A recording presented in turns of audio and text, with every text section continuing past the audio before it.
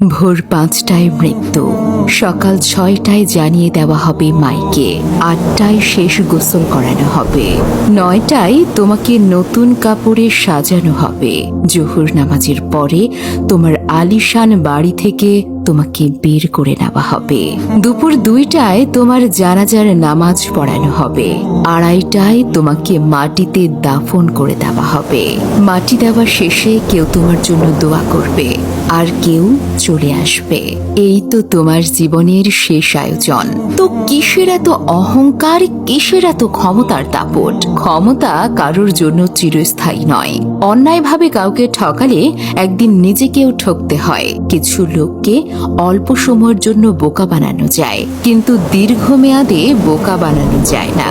স্বাধীনতা অর্জনের চেয়ে রক্ষা করা কঠিন।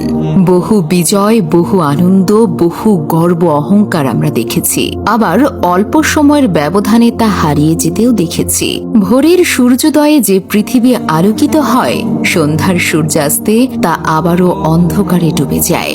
অসত্য দিয়ে সত্যকে বেশি দিন ঢেকে রাখা যায় না, সত্যই জিতে যায়, তবে একটু দেরিতে। প্রকৃতি বড়ই নির্মম। কবে, কখন, কোথায়, কার উপর আঘাত হানে তা একমাত্র উপরওয়ালাই ভালো জানেন। শরীরে শক্তি আর ক্ষমতা আছে বলেই সব জায়গায় সেটা প্রয়োগ করতে যাবেন না। কখন যে কোথায় আটকে গিয়ে মাটির সাথে মিশে যাবেন তা আপনি নিজেও বুঝতে পারবেন না। অহংকার আর দাম্ভিকতা পতনের লক্ষণ। তাই অহংকারী না হয়ে সহনশীল হন। আল্লাহ সুবহানাহু ওয়া তাআলা ১২ ঘন্টা রাত আর ১২ ঘন্টা দিন নির্ধারিত করে দিয়েছেন। নিশ্চয়ই দুঃখের পরেই আছে সুখ। এটাই আল্লাহর নিয়ম।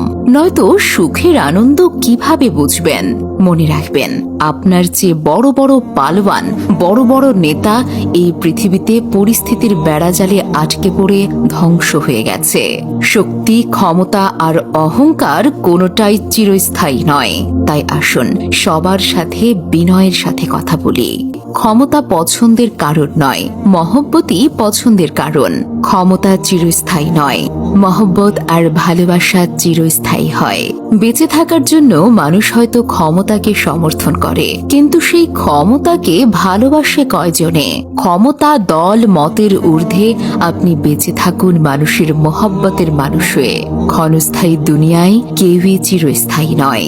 এজন্য ভুলে যেতে হবে সব রঙিন স্বপ্ন, ফিরে আসতে হবে রবের দিকে, কারণ শেষ ঠিকানা তো এই ৩.৫ হাত মাটি।